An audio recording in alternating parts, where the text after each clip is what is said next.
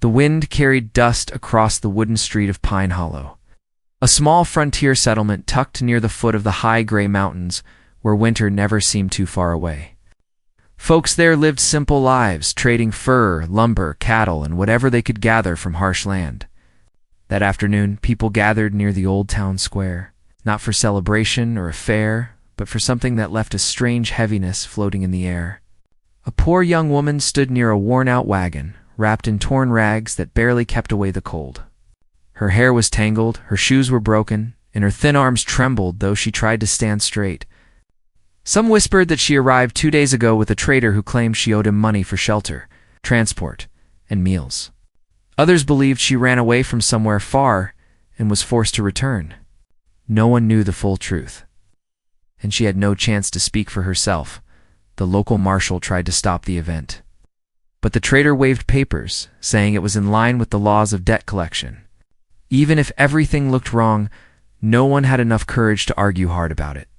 In frontier towns, power often belonged to whoever looked confident, held paper with ink, or had a loud voice.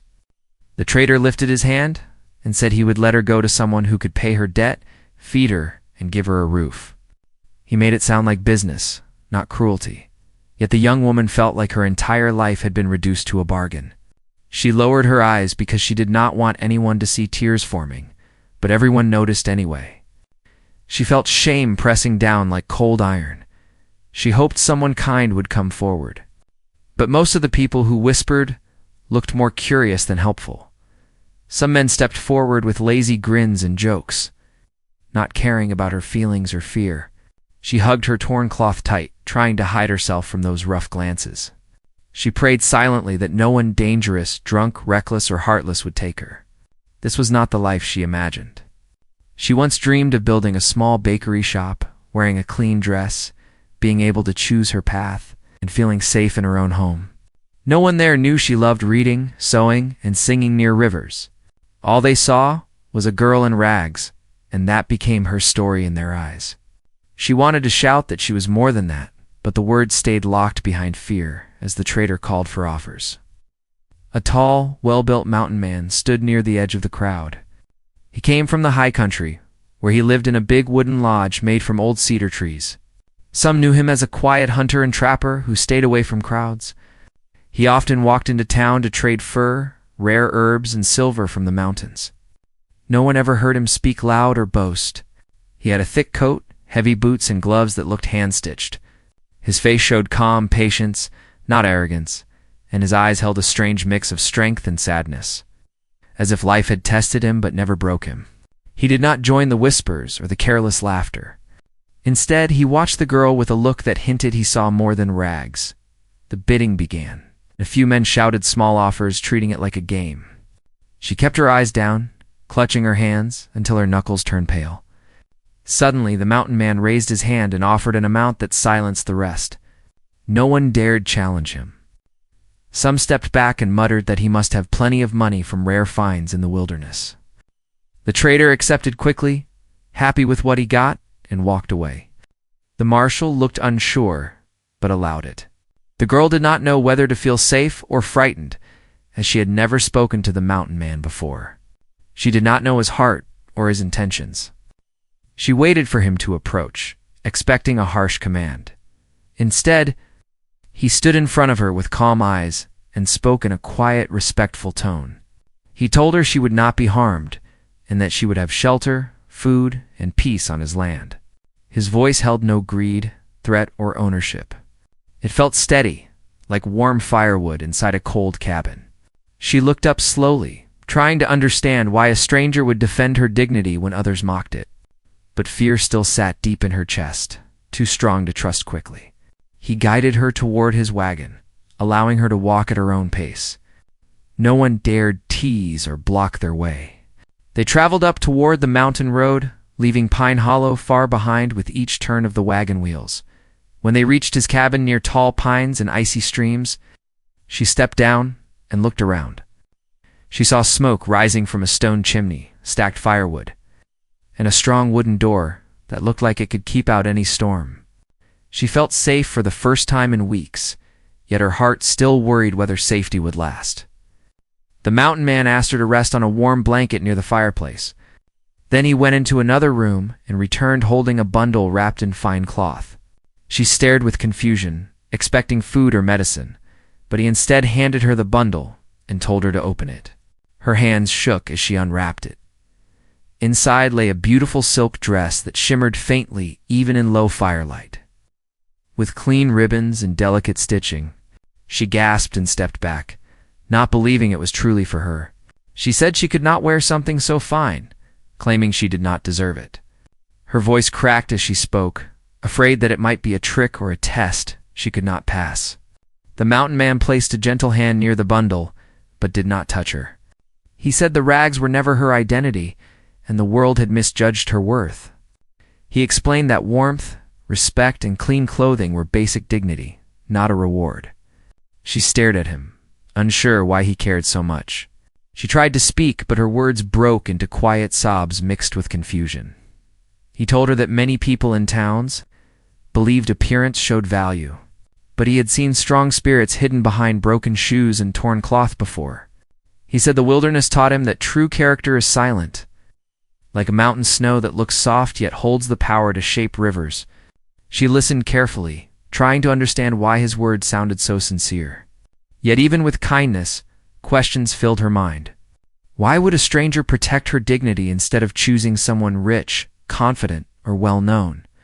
Why would he buy fine silk in the first place, if he lived so far away from fancy towns? Why did he look at her like he saw a future no one else noticed? She carried the silk dress to the small room he prepared, where a brass lamp glowed and a mirror hung on the wall. She looked at her reflection with both fear and curiosity, wondering if this dress would truly reveal something she never believed about herself. She held it against her chest, feeling its softness, and her breath trembled. She sensed that something bigger than a new home was unfolding, something that might change not just her clothes but her story. She tried to shake off doubt, but another thought haunted her mind. People do not offer such kindness without reason, and she needed to know his real purpose. As she looked through the window at the dark, silent forest, she wondered whether fate brought her to safety or placed her in another unknown chapter that could turn either gentle or dangerous. The mountain man waited near the fire, his face steady and unreadable. She swallowed hard, knowing the next moments would reveal whether she found a miracle or stepped into a mystery far greater than she imagined. She stood in the small room, longer than she planned, holding the silk dress against her chest while her thoughts spun faster than the river outside. She heard the soft crackle of fire from the main room and the slow rhythm of the mountain man's boots as he set another log on the flames. Nothing about this place felt like the world she came from. There were no loud, drunken voices, no greedy eyes, no cold mud floors, and no chains of debt. The silence itself felt frightening because it allowed her mind to wander back to where everything began. Back to the first time she realized life was not fair for everyone. She grew up near a small farming town where her parents worked long hours but never earned enough to rise above struggle. They were good people who tried to protect her, yet life was harsh and offered no mercy. Her father fell sick, and her mother could not pay for medicine. When they started borrowing, the debts grew faster than hope. Her mother passed away during a cold month, and her father followed a short time later, leaving her alone with unpaid dues. She tried to work, sew, wash clothes, tend crops, and even sell handmade wool scarves, but everything seemed to fall apart. When the trader found her, she believed he would offer honest help. Instead, she ended up dragged from place to place, forced to ride miles without choice until she reached Pine Hollow, where her dignity was placed on public display. She had no family left to defend her, no money, no proof, and no voice strong enough to fight men who used laws like weapons. Standing in front of the mirror, she wondered if the mountain man knew any of this. He never asked, but maybe he did not need to. Some people learn to read others like open books. She also wondered if he carried his own heavy story, one strong enough to shape his quiet character. No one learns deep compassion without first tasting loss or heartbreak. She gently placed the silk dress on the small wooden table so the fabric would not wrinkle, then took a deep breath and walked out to the fire where he sat, sharpening a hunting knife with slow, steady movements. He looked up, and she felt a strange calm settle over her nervous heart. He told her he understood if she felt scared or confused, because her life had changed very fast. His voice carried natural patience, like someone who spent years talking only to trees, wind, and animals. He said she could take her time to think and decide what she wanted, and he would not force her into anything. She hesitated to accept such freedom because it sounded too generous, almost unreal. She sat near the fire, keeping her hands close to the warmth. For the first time in weeks, she felt like she could breathe without fear of someone watching her with wrong intentions. She asked him what made him step forward in Pine Hollow. He paused before answering, as if he weighed his words with care. He said he saw someone who deserved respect even when no one else could see it. He explained that sometimes the world misjudges people who carry quiet hearts. He said he did not believe any person should be treated like livestock, especially not someone who already lived through sadness. She listened closely, letting each word sink in. His eyes did not look away from hers. She could not explain why it meant so much, but for once she felt she was speaking to someone who valued truth over rumors and kindness over power. He shared a little about his past. He once lived in a big household near a distant river town. His family had wealth, horses, and a large home with carved wooden walls and glass windows brought from the east. But there was deep tension in his home. His father spent more time counting coins than showing affection. His mother felt trapped in a world where money mattered more than love. Arguments filled their evenings and silence filled their mornings. When he grew older, he decided he wanted a simpler life, one shaped by nature, honesty, and work. He left his home and traveled into the mountains, where he built a cabin using his own hands. He traded skills instead of pride and learned that small, honest victories felt greater than large inherited riches. His story explained the sadness behind his calm eyes. She now understood that both of them carried wounds, though different in shape. While they talked, snowflakes began to fall outside, tapping gently against the window. The sound made her think about the future. She asked him if he expected anything in return now that she lived under his roof. He replied that he wanted her to recover first. He said no person can think clearly when fear has not yet healed. He offered her a choice. She could stay until she felt ready, then decide her own path.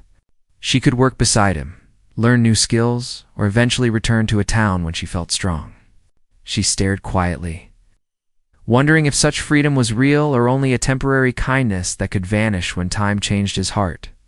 Life had taught her that promises were fragile and words could turn sharp without warning. Later that evening, he walked to a storage room and returned with a small trunk made of dark wood. He placed it near her and opened it slowly. Inside, she saw not weapons or valuables, but more clothing made from fine fabrics, neatly folded and carefully protected. There were coats made from wool, warm gloves, sturdy boots, and another dress stitched with lace. She looked at him confused, unsure how a mountain hunter came to own such fancy clothing. He told her these belonged to someone he once cared about, someone who never got the chance to wear them. He did not share more. She respected that silence because some pain becomes deeper when spoken aloud. She asked if the dresses belonged to someone he lost. He nodded, but his eyes drifted toward the window as if the mountains carried the memory away. She did not press further because she understood curiosity can sometimes reopen wounds faster than time can seal them. She wondered if he saw a connection between his past and her present, and whether bringing her here awakened memories he tried to bury. The air in the room felt heavier, like truth hovered between them waiting to be understood, before night fell completely. He prepared a simple meal of stew and warm bread. She ate slowly, tasting real food after days of hunger and fear. He told her the silk dress was not meant to change who she was, but to remind her who she had always been. Someone worthy of dignity and hope. His words confused her because she still felt like a broken traveler with no direction. She thanked him, but her voice carried caution. She wanted to trust him, yet she knew trust grows like seeds, not lightning. He nodded as if he could read her thoughts. He did not appear disappointed. Instead, he seemed to admire her honesty. When she went back to her room that night, she stared again at the mirror. She touched her hair and wondered if she could ever feel proud again, or if the memory of being displayed in rags would haunt her forever. She lifted the silk dress and held it against her reflection. It looked like it belonged to someone from a life she never tasted.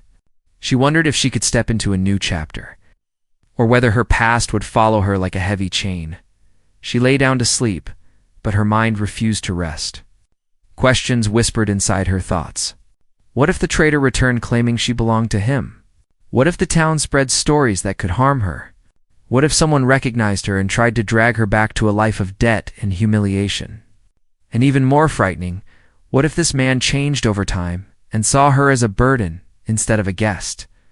The cabin walls felt safe, but shadows still formed in her thoughts, reminding her that survival sometimes demands more than shelter. She curled under the blanket, staring at the wooden ceiling. She sensed that the mountain man hid something too. Not danger, but a story strong enough to change her fate if she learned it. She knew that trust would not come quickly, yet part of her felt drawn to discover who he truly was and what destiny brought her here. Before sleep finally reached her, one thought echoed louder than the rest. Freedom can come in strange forms, and sometimes even kindness carries mystery. She knew the real truth about him, about his past, and about why he chose her had not yet surfaced. And until it did, her heart would stay guarded, watching, waiting, and wondering if this new beginning was a blessing sent by fate or a path leading into deeper unknown. Morning arrived with a pale blue sky and white frost shining like tiny crystals across the wooden porch. She woke to the smell of burning pine logs and the sound of metal tools clinking outside. She wrapped a wool shawl around her shoulders, walked to the window, and saw the mountain man chopping wood with steady strength, his breath rising like smoke into the cold air. He paused for a moment and looked toward the forest as if sensing something unseen. She felt a strange pull, wondering if he always woke early to work or if he stayed busy to avoid thinking too much. The mountains held secrets, and he seemed tied to them, like a man who gave up the world but never lost hope that it might one day call him back. She stepped out quietly, and the cold bit her cheeks. He handed her a warm cup of herb tea and asked if she slept well. She nodded, though sleep had been shallow.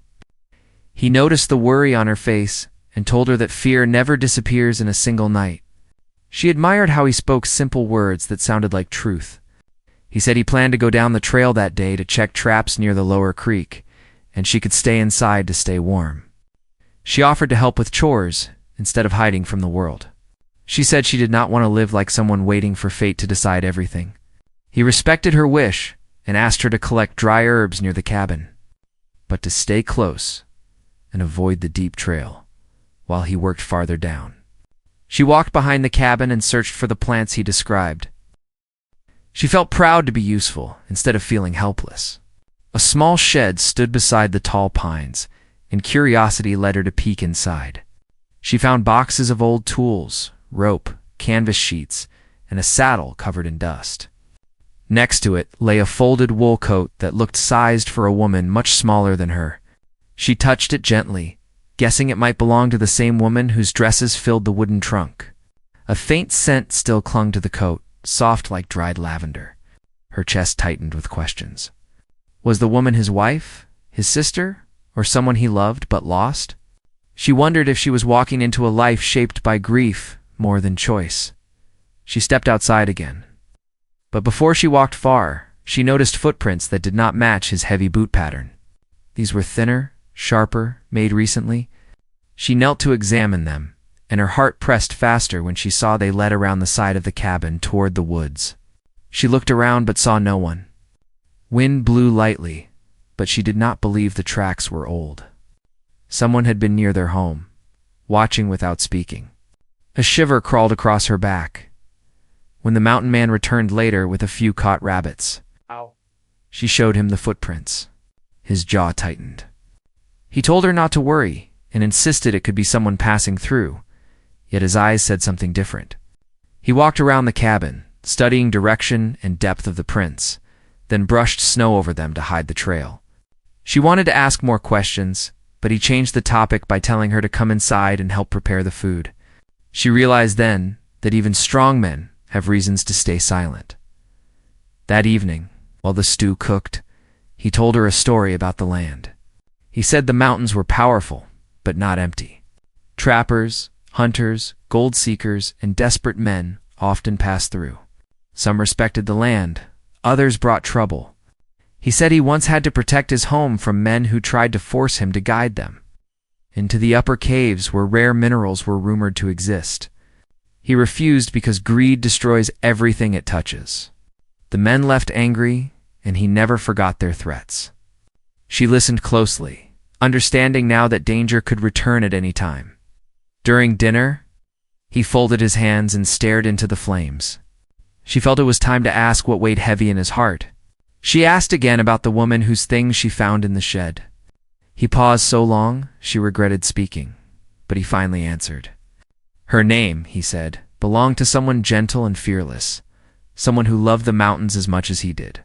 She fell sick during a winter storm, and he carried her miles to find help, but she never woke again. That was the moment he chose to live quietly, far from towns and voices that reminded him of failure. She wanted to comfort him, but her words felt too small. She realized he was still healing, and her presence now touched a part of his life he kept hidden from everyone after dinner. He stepped outside to check the traps near the porch, while she dried the bowls and placed the bread back in a covered tin. The firelight created a soft glow across the floor. She looked again at the silk dress laid across the small table. She wondered if she had the right to wear clothing meant for someone he cherished. The meaning behind his gesture confused her more now. Was he trying to honor the past or rewrite it? Did he want her to become strong for her own sake? Or was she filling a space left empty in his heart? She touched the dress gently and whispered to herself that she needed to learn the truth before accepting such a gift. Later that night, before they rested, she asked him what he expected from her future. He hesitated again, not out of uncertainty, but out of deep caution. He said his only wish was to help her discover her true worth, not to shape her into someone else. He believed every person holds hidden strength, but only reveals it when life stops crushing their spirit. She thought his words were noble, yet she also sensed something unspoken behind them. Trust, she thought, is not only about safety, but clarity. The next morning brought fresh tension. While she washed a few wooden bowls outside near the water barrel, she heard a twig snap from the woods. She turned quickly, believing it might be a deer, but instead she saw a figure hiding between two pine trunks. She caught only a glimpse before he moved farther back into the trees. She froze and whispered for the mountain man. He rushed out with a rifle, but the figure disappeared into the forest like smoke carried by wind. For the first time, she saw real fear in his eyes, though he tried not to show it. He told her to go inside immediately and stay near the fire. Inside, she sat on the floor with her knees pulled close, listening to the wind. The cabin no longer felt as safe as before. She remembered the men who once threatened him and wondered if they finally returned to claim what they believed he hid. She also wondered if someone was searching for her. The traitor had looked greedy enough to start trouble if he thought he could gain something. Debt collectors and bounty men were common in frontier stories, and her past was not clean from such danger. Hours passed before he came back inside. His expression was unreadable. He locked the door, something he had never done until that moment. The tension sat heavy in the cabin, thicker than smoke. She wanted answers, and he seemed to know it. He sat down and said someone was watching them, and whoever it was, he did not come for friendly reasons. She felt her stomach twist because she realized his past and her past might now be colliding in a way neither expected. She started to question whether staying in the cabin placed him in danger as much as herself. She told him she could leave and hide somewhere else if needed, but he refused. He said leaving would only make her easier to capture or manipulate. He told her the safest place was near him, but she wondered if his promise was built on hope instead of certainty. Fear did not mean running, he said. It meant preparing to stand with courage. That night, she lay awake again, staring into darkness. The silk dress still hung near the mirror, and she wondered if she would ever feel strong enough to wear it.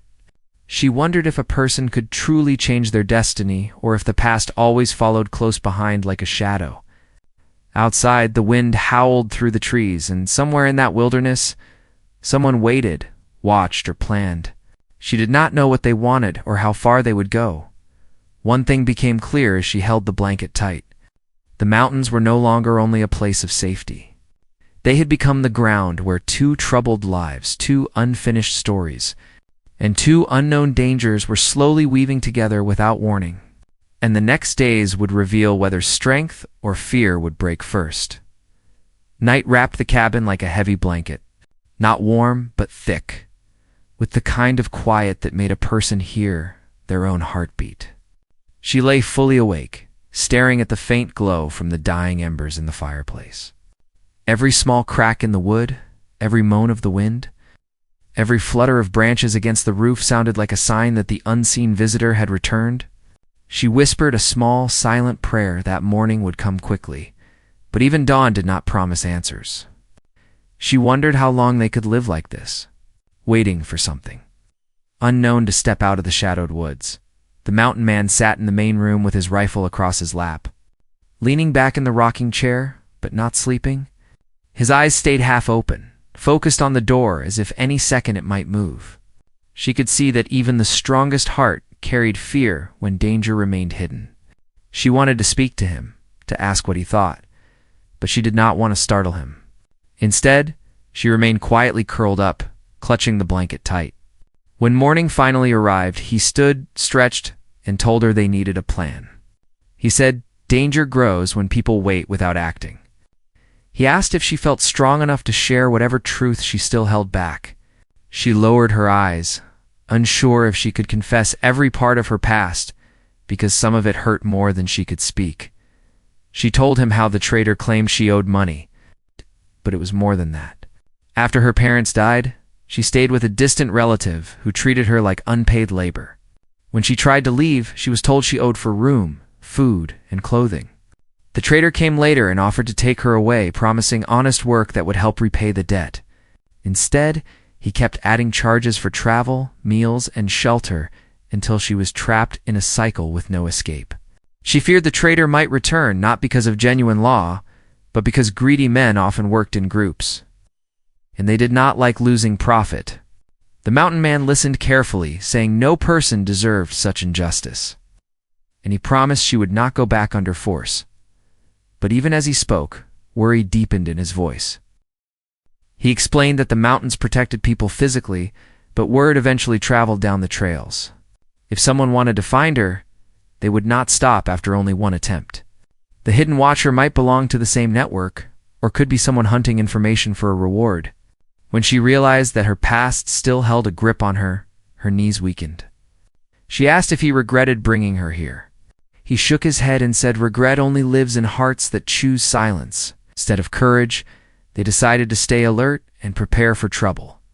He taught her how to secure windows with wood pieces cut to size, how to lock the shutters, and how to maintain the chimney so no smoke revealed distress signals.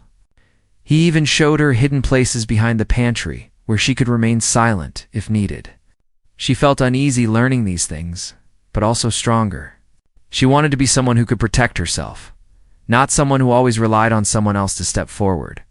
The more she learned, the deeper she felt tied to the cabin and to the man who refused to abandon her fate. As days passed, tension grew. Sometimes they found broken branches near the lower trail, sometimes footprints near the frozen stream, sometimes pieces of rope left on tree stumps, as if someone wanted them to know they were being watched. She began to fear stepping outside alone. Yet she also felt the need to help with tasks because fear could not be allowed to control her completely. They chopped wood together, gathered snow to melt for water, and checked traps near the clearing. Every time they left the cabin, they returned quickly, eyes scanning corners with caution. One afternoon, while collecting dry logs behind the cabin, she spotted something near the shed door. A torn piece of cloth hung on a nail, but it was not from her clothing or his.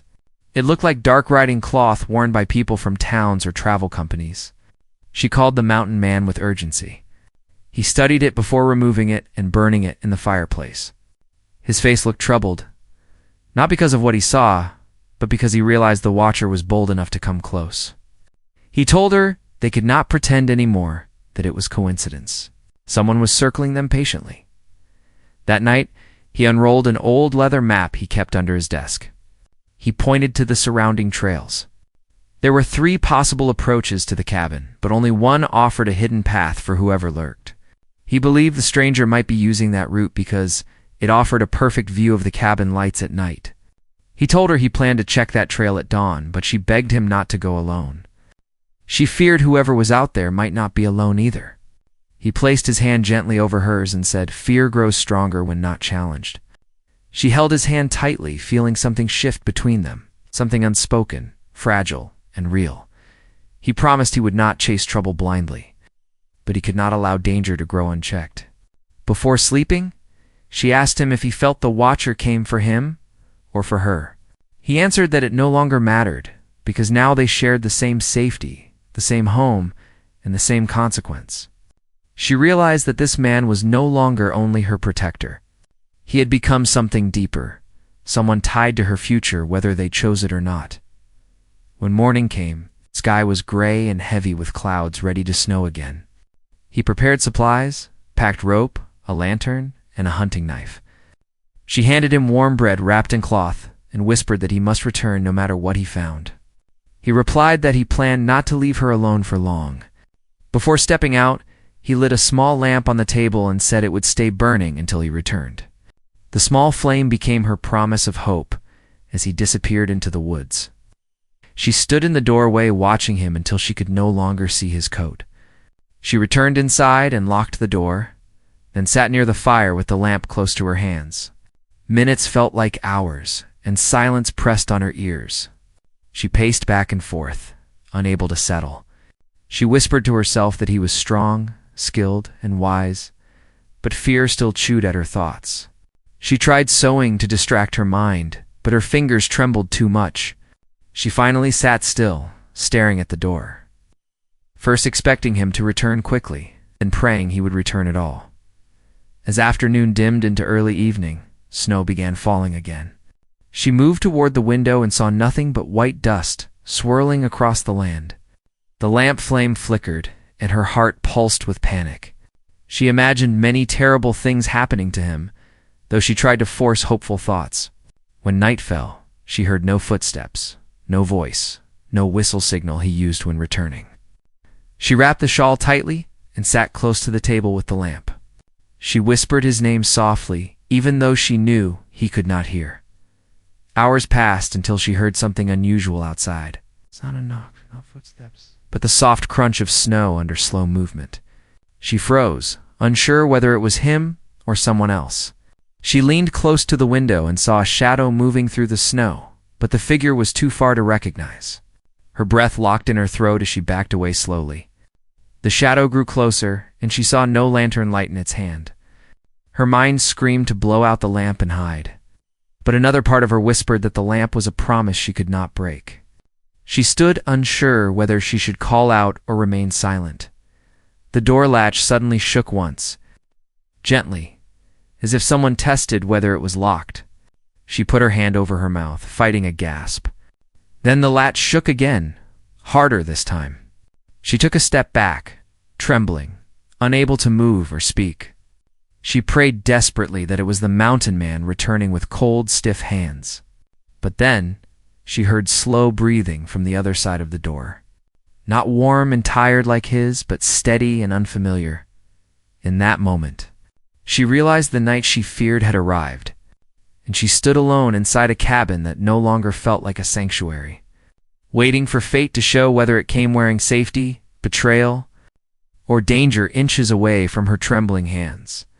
Her pulse throbbed so hard she felt it in her fingertips. But she refused to move or make a sound. The latch rattled a third time, then stopped, followed by a long silence that made the air feel heavier than the wooden walls. She took slow steps backwards, grabbed a thick piece of firewood from beside the hearth, and held it tight like a shield. She whispered softly that she was no longer the helpless girl from the auction square, and even if fear shook inside her, she would not crumble. Then, through the thick quiet, a muffled voice called her name with weight and strain. It was the mountain man, but his voice sounded tired, almost pained. She rushed to the door and unlatched it only half an inch first. When she saw his familiar coat and weary eyes, she opened it fully and let him inside. Snow clung to his hair, and his breaths were heavy as if he had been running or struggling. She shut the door fast, locked it again, and helped him to the wooden chair near the fire. He placed one hand on the table to steady himself and told her he was safe, but not alone in the woods. He said he saw tracks that did not belong to him and followed them until he reached a hidden clearing where a man had set camp. The man carried a rifle, a lantern, and papers with description details that matched her appearance. The mountain man said he kept his distance, but confronted him when the stranger spotted him. The two spoke briefly, but the stranger refused to say who sent him, only that he was paid to return her to the one who claimed ownership. The mountain man said he did not fight long, but the stranger left with a warning and promised to return. She felt her breath tighten again, but he told her the man was now uncertain, because he pretended she was not there and claimed she had already moved on. The stranger seemed unsure whether to believe him. Knowing this gave them small advantage, but not comfort. She thanked him with shaking hands, asking why he risked his safety. He looked at her with steady eyes and said, "No one deserves to be hunted for debt or treated like property." His voice held no hesitation. Her heart softened in a way she had not expected. They both understood that the cabin was their only safe place, but for how long depended on courage and planning. He decided the best way to protect her was not by hiding forever, but by making sure the truth reached someone with authority beyond greedy traders. He mentioned a respected judge who traveled through the nearest sheriff post once a month to resolve frontier disputes. If they could reach him, she could explain her story. The judge was known to remove false claims and give clean papers that protected a person's freedom. She felt afraid to travel, but he said the danger of staying might grow greater than the danger of facing the world again. She agreed, not wanting to live in fear. She wanted to live as someone with hope, purpose, and dignity.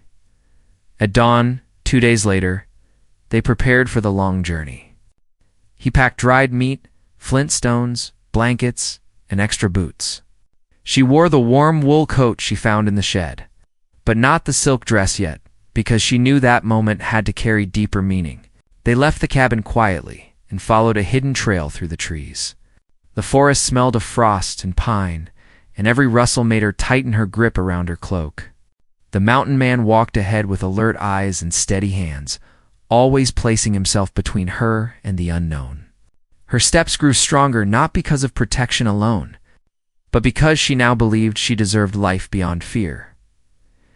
After traveling many miles, they reached the small sheriff station located near a trading road. The sheriff knew the mountain man from past trade visits and welcomed him respectfully. When she stepped inside, she felt her throat tighten, but she spoke slowly and clearly, explaining how she never agreed to any contract, how the debts were created unfairly, and how she was taken across towns against her will. Her voice cracked occasionally, but she finished without backing down. The sheriff believed her and said the judge would be arriving that evening. She and the mountain man waited inside the safety of those walls. When the judge arrived, he listened carefully, reading the trader's documents that the sheriff had previously confiscated while investigating debt claims. The papers were full of forged marks, missing signatures, and amounts changed by hand. The judge declared the contract unlawful and marked her record clean. He handed her a written statement that proved she was free, no longer bound by claims or debt collectors. Her tears fell, not from sadness, but from relief she once thought she would never feel again. She thanked the judge and sheriff, then stepped outside to breathe cold air that suddenly felt warmer than any fire. The mountain man looked at her with the calm pride of someone who wanted nothing in return, except her right to breathe without chains. She asked him if they could return to the cabin, since it now felt like a peaceful home rather than a hiding place. He agreed, saying the mountains still belonged to those who respected them, and that no one could take away a place that was built from truth, care, and quiet strength. On the journey back, she walked without lowering her head. Her steps no longer carried fear, but quiet determination. When she reached the cabin again, she entered with a sense of belonging. She placed her hand on the table where the small lamp once burned through the darkest hours, feeling grateful that hope never went out completely. Later that evening, she opened the trunk again, but this time she did not see the silk dress as something too fine for her. She saw it as a symbol of who she was beneath the dust of struggle. She wore it slowly, looking in the mirror not for beauty but for truth. The reflection no longer looked like a lost girl, but someone who survived injustice and stepped into a new chapter with honesty and dignity. She walked into the main room where the mountain man stood by the fire, and he paused as he saw her. He did not stare with surprise or comparison. He simply nodded with gentle respect and said she looked like her real self. She thanked him, saying that he taught her freedom is not always given. Sometimes it must be understood, spoken, and protected. He smiled slightly, replying that strength grows when someone sees their real worth. Even when the world tries to bury it, they stayed in the cabin through winter.